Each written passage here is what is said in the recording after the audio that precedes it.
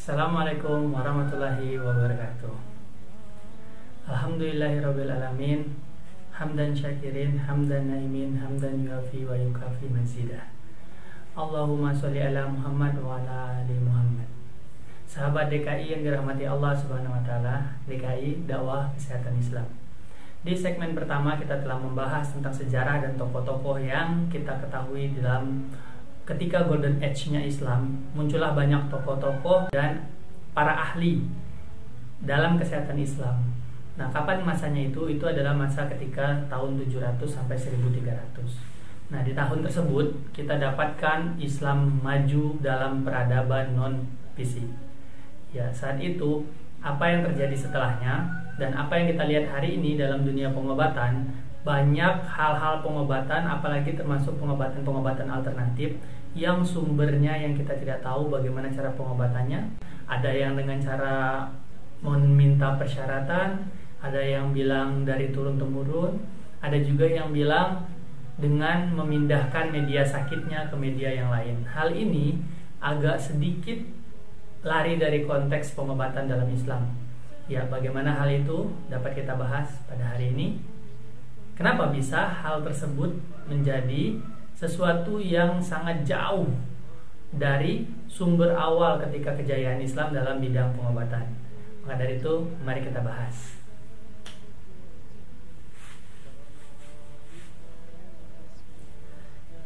Ya, kita dapatin bahwasanya ketika Golden Age-nya Islam di tahun 700 sampai 1300 Masehi itu di bangsa Eropa sedang terjadi Dark Age, yaitu tahun ke-8, di mana yang tadinya negara tersebut berpikir bahwasanya Mekah, sebuah negara kecil yang jangankan untuk peradaban fisik, mendengar kata Mekah saja bangsa Eropa mungkin tidak peduli. Nah, hanya saja ketika majunya Islam, bangsa Eropa mulai terkejut bahwa mereka ternyata tertinggal secara non-fisik, yaitu ilmu pengetahuan.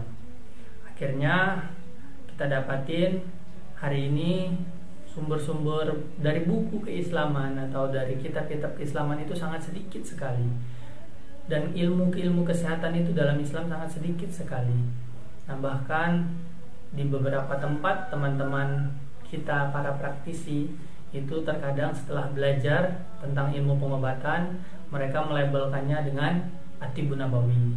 Nah, padahal dalam ilmu pengobatan At-Tibbun Nabawi itu akan panjang lagi pembahasannya nanti. Sekarang kita kembali dulu, kenapa sekarang sedikit sekali di bidang Islam orang-orang yang mau terjun di dunia kesehatan. Bahkan orang-orang yang ingin tahu tentang dunia kesehatan Islam itu seperti apa itu sangat sedikit.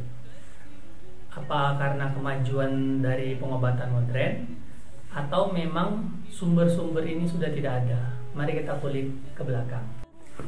Kalau kita kaji dari sejarah, ada dua hal yang melatar belakangi secara dampak yang dirasakan sekarang. Betapa susahnya kita mendapatkan rentetan ilmu-ilmu kesehatan yang telah ditemukan oleh ilmuwan-ilmuwan Islam saat itu. Dengan kemajuan teknologi dalam pengobatannya, dalam cara pengobatannya, kita bisa dapatkan seperti rumah sakit Bimaristan yang sangat maju di zamannya. Ada Bimaristan berjalan, konsepnya yang kalau boleh dibilang Bimaristan itu konsep rumah sakit modern zaman sekarang. Hanya saja dulu Bimaristan itu tidak berbayar, bahkan dia akan membiayain pasien yang ada di rumah sakit tersebut. Dan juga apalagi Bimaristan berjalan, kalau kita kaji dalam sejarahnya, itu dinamakan Bimaristan berjalan karena para tabiin saat itu mereka membawa peralatan lengkap medis, peralatan lengkap kesehatan di unta-unta mereka. Sedangkan kita tahu bawaan unta itu bisa seperti satu mobil truk. Itu kalau dilihat dari sejarahnya ada sekitar 40-an yang akan berjalan di setiap daerah, mendatangi daerah-daerah terpencil, daerah-daerah yang belum mengetahui tentang cara pengobatan atas penyakitnya. Nah, itu datang Bimaristan berjalan ke sana. Seperti itulah dakwah kesehatan yang maju pada saat itu. Nah sekarang kita dapatkan ilmu kesehatan itu seperti susah gitu. Buku-bukunya juga sudah agak susah ditemuin. Bahkan landasan kitab pun hari ini paling 1 atau 2 kitab gitu. Hal ini bisa kita kaji karena 2 faktor tadi. Yang pertama adalah faktor ketika Abbasiyah runtuh, nah, di Baghdad dan di Andalusia, itu salah satu ilmuwan Spanyol mencatatkan bahwasanya di Baghdad itu, sungai di Baghdad itu berwarna hitam saat itu. Ada apa dengan itu? Apa yang terjadi? Karena saat itu sungai di Baghdad itu dibuang semua buku-buku yang ada di perpustakaannya, dibuang ke sana sehingga tinta dari buku-buku itu menghitamkan air sungai.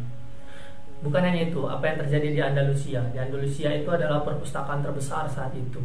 Para ilmuwan itu setelah mencatat buku itu semuanya dioper ke Andalusia.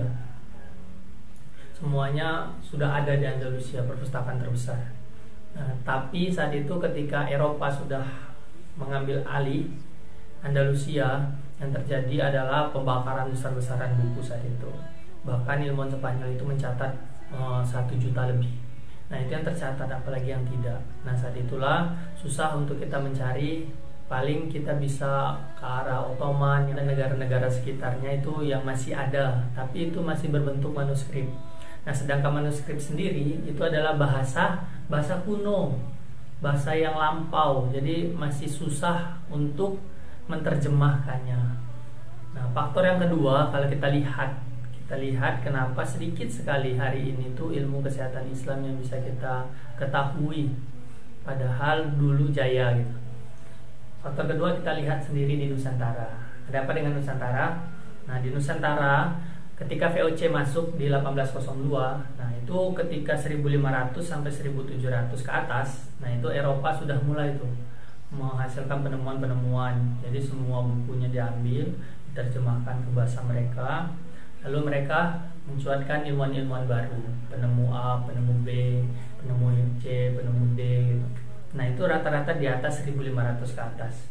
Nah di Indonesia sendiri ketika Eropa sudah masuk VOC di 1802, itu kita lihat keadaan hari itu VOC membawa misi menjajah dengan 3G, yaitu gold, yang kedua glory, yang ketiga gospel. Nah 3 hal ini, gold itu mencari emas, glory mencari rempah-rempah, dan gospel menyebarkan agamanya. Apa yang terjadi saat itu kita dapatkan di tahun 1800-an di Nusantara sendiri, para ilmuwan Islam kita, para ulama-ulama kita itu karena suasana sudah tidak kondusif, mereka sudah susah sekali untuk menulis. Karena kenapa? Sudah sibuk untuk mempersiapkan bidang militer, mempersiapkan bidang fisik untuk melawan penjajah. Nah hal inilah yang mengakibatkan hari ini sedikit sekali. Makanya kalau kita gali terus sejarah kesehatan Islam, gali itu mentok di tahun 700 sampai 1200 saja. Nah hal ini yang akan kita kaji lebih dalam tentang kesehatan Islam. Kenapa? Karena agar dalam pengobatan ini sempurna, Islam itu punya 3 hal dalam mengobatin. Seperti kita kaji di kedokteran Bimaristan, 3 hal ini. Yang pertama adalah fisik, yang kedua adalah psikis, yang ketiga adalah nutrisi. Nah 3 hal inilah yang dijalankan oleh Bimaristan saat itu. Sedikit saya menjelaskan tentang rumah sakit Bimaristan. Jadi waktu itu di Bimaristan itu ketika ada yang sakit, kepala keluarga yang sakit masuk ke Bimaristan, itu semua biaya ditanggung, biaya keluarganya ditanggung oleh Bimaristan. Ketika yang masuk sakit maka akan didatangkan 3. Yang pertama itu didatangkan adalah dokter. Nah dokter ini akan menjelaskan semua perkara-perkara masalah sakit yang ia derita, analisa, diagnosis, penyakit apa yang diderita. Setelah dokter masuk, lalu masuk yang kedua itu adalah ustadz atau ulama. Apa yang beliau lakukan? Beliau memperbaiki ruhiyahnya, psikisnya. Nah setelah itu yang ketiga barulah masuk ahli nutrisi. Kenapa?